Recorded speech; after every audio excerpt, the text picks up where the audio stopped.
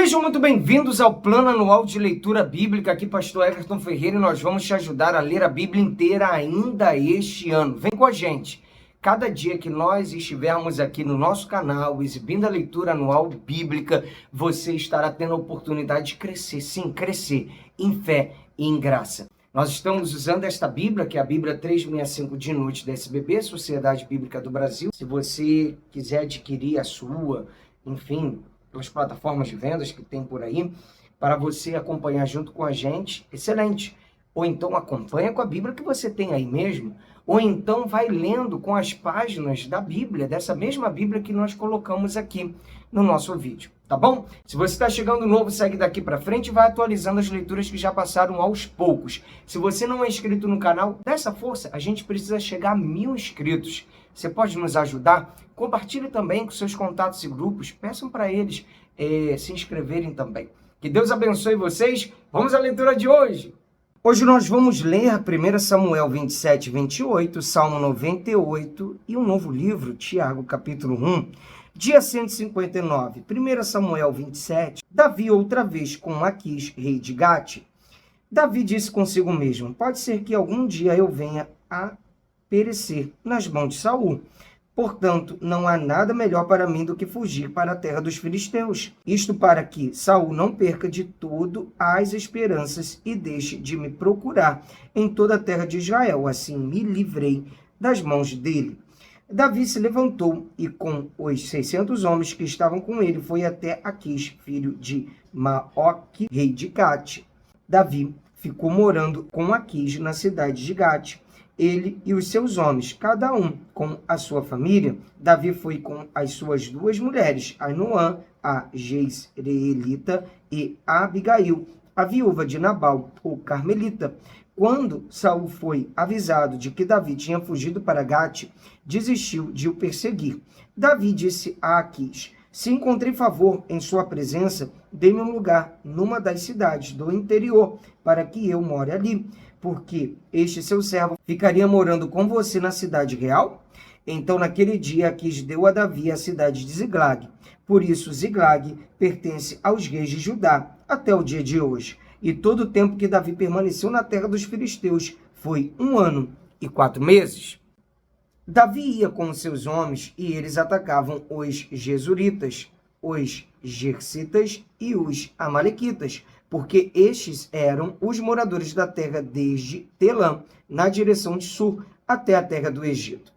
Quando Davi atacava aquela terra, não deixava com vida nem homem nem mulher, e tomava as ovelhas, os bois, os jumentos, os camelos e as roupas. Então voltava e vinha para junto de Aquis.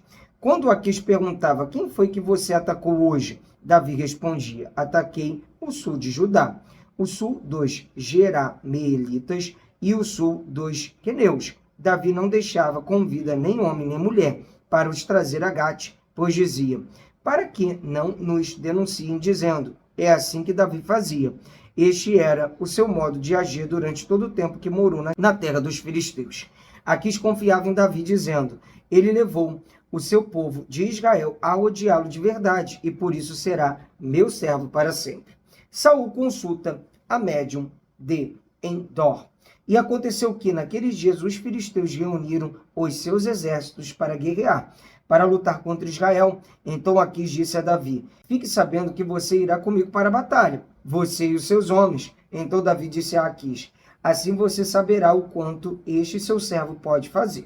Aquis respondeu, por isso você será meu guarda pessoal para sempre. Samuel já havia morrido e todo Israel o tinha chorado e o tinha sepultado em Ramá, que era a cidade de Saul. Saul havia desterrado os médios e os adivinhos. Os filisteus se reuniram e foram acampar em Sunem. Saul reuniu todo o Israel e eles acamparam em Gilboa. Quando Saul viu o acampamento dos filisteus e eles acamparam em Gilboa. Quando Saul viu o acampamento dos filisteus, foi tomado de medo e muito se estremeceu em seu coração. Saul consultou o Senhor, porém o Senhor não lhe respondeu, nem por sonhos, nem por Urim, nem por profetas. Então Saul disse aos seus servos, procurem uma mulher que seja médium, para que eu me encontre com ela e a consulte. Os servos responderam: há uma mulher em Endor, que é médium. Saul se disfarçou, vestiu outras roupas e se foi, acompanhado de 2 homens. Chegaram de noite à casa da mulher, e Saul lhe disse: peço que você adivinhe para mim pela necromancia, e me faça subir aquele que eu lhe disser. Mas a mulher respondeu: você sabe muito bem o que Saul fez. Eliminou da terra os médiuns e adivinhos. Então, por que você está me preparando uma armadilha que pode me levar à morte? Então Saul lhe jurou pelo Senhor, dizendo: tão certo como vive o Senhor, nenhum castigo lhe sobrevirá. Por isso, então a mulher perguntou: quem você quer que eu faça subir? Ele respondeu: Samuel. Quando a mulher viu Samuel, gritou em alta voz e disse a Saul: por que você me enganou? Pois você mesmo é Saul. Mas o rei disse à mulher: não tenha medo. O que você está vendo? A mulher respondeu a Saul: vejo um Deus subindo da terra. Ele perguntou: como é a sua figura? Ela respondeu: vem subindo um ancião e está enrolado numa capa. Então Saul entendeu que se tratava de Samuel. Ele se inclinou com o rosto em terra e se prostrou. Samuel perguntou a Saul: por que você foi me perturbar, fazendo-me subir? Então Saul disse: é que estou muito angustiado, porque os filisteus guerreiam contra mim, e Deus se afastou de mim e já não me responde, nem pelo mistério dos profetas, nem por sonhos. Por isso o chamei para que você me revele o que devo fazer. Então Samuel disse: por que você pergunta a mim, visto que o Senhor se afastou de você e se tornou seu inimigo? Porque o Senhor fez com você o que havia anunciado por meio de mim. Rasgou das suas mãos o reino e o deu a alguém outro, que é Davi. Você não deu ouvidos à voz do Senhor e não executou o que ele, no furor da sua ira, ordenou contra Amaleque. Por isso o Senhor fez isso com você hoje. O Senhor entregará também Israel com você nas mãos dos filisteus, e amanhã você e os seus filhos estarão comigo. O Senhor também entregará o acampamento de Israel nas mãos dos filisteus. De repente Saul caiu estendido no chão e ficou com muito medo por causa das palavras de Samuel. Faltavam-lhe as forças, porque não tinha comido nada todo aquele dia e toda aquela noite. A mulher se aproximou de Saul e, vendo que ele estava muito perturbado, disse a ele: veja, esta sua serva deu ouvidos à sua voz. Eu arrisquei a minha vida e fiz o que o Senhor me pediu. Então agora é a sua vez de ouvir as palavras desta sua serva. Deixe que eu traga um pouco de comida. Coma para que o Senhor tenha forças e possa seguir o seu caminho. Porém ele recusou, dizendo: não vou comer. Mas os seus servos e a mulher insistiram. E então ele concordou, levantou-se do chão e sentou-se na cama.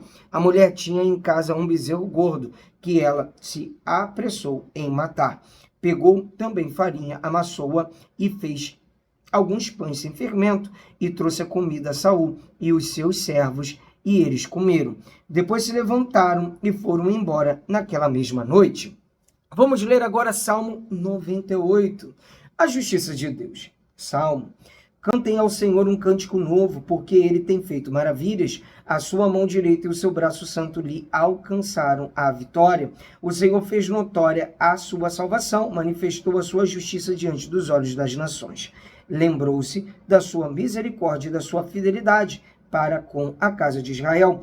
Todos os confins da terra viram a salvação do nosso Deus. Celebrem com júbilo ao Senhor todos os moradores da terra. Gritem de alegria, exultem e cantem louvores. Cantem com harpa louvores ao Senhor, com harpa e voz de canto, com trombetas e ao som de buzinas. Exultem diante do Senhor, que é rei.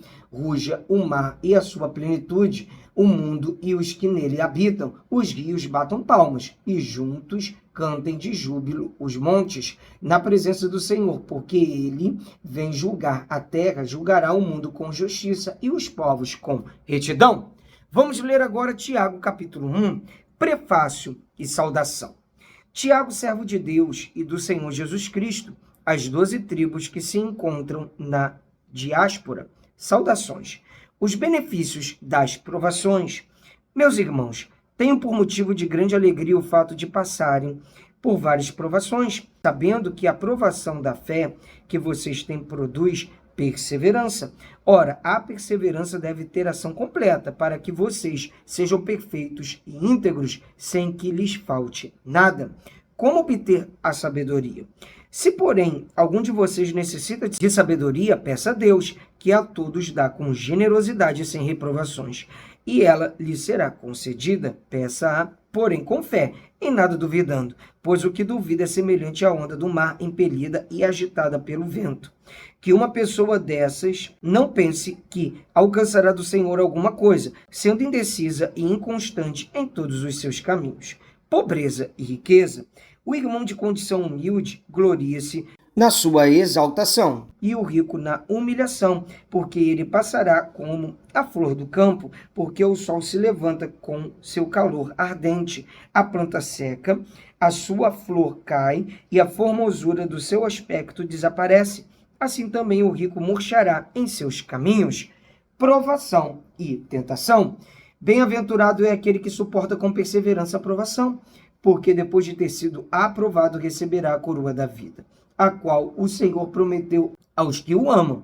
Ninguém, ao ser tentado, diga: sou tentado por Deus, porque Deus não pode ser tentado pelo mal, e ele mesmo não tenta ninguém. Ao contrário, cada um é tentado pela sua própria cobiça, quando esta o atrai e seduz. Então a cobiça, depois de haver concebido, dá à luz o pecado, e o pecado, uma vez consumado, gera morte. Não se enganem, meus amados irmãos, toda boa dádiva e todo dom perfeito vem lá do alto, descendo do Pai das luzes, em quem não pode existir variação ou sombra de mudança, pois, segundo o seu querer, ele nos gerou pela palavra da verdade, para que fôssemos como que primícias das suas criaturas. A prática da palavra de Deus. Vocês sabem estas coisas, meus amados irmãos. Cada um esteja pronto para ouvir, mas seja tardio para falar e tardio para ficar irado, porque a ira humana não produz a justiça de Deus. Portanto, deixando toda impureza e acúmulo de maldade, acolham com mansidão a palavra implantada em vocês, a qual é poderosa para salvá-los. Sejam praticantes da palavra e não somente ouvintes, enganando a vocês mesmos. Porque se alguém é ouvinte da palavra e não praticante, assemelhe-se àquele que contempla o seu rosto natural no espelho, pois contempla a si mesmo, se retira e logo esquece como era a sua aparência. Mas aquele que atenta bem para a lei perfeita, lei da liberdade, e nela persevera, não sendo ouvinte que logo se esquece, mas operoso praticante, esse será bem-aventurado no que realiza. Se alguém supõe ser religioso, mas não refreia a sua língua, está enganando a si mesmo. A sua religião é vã.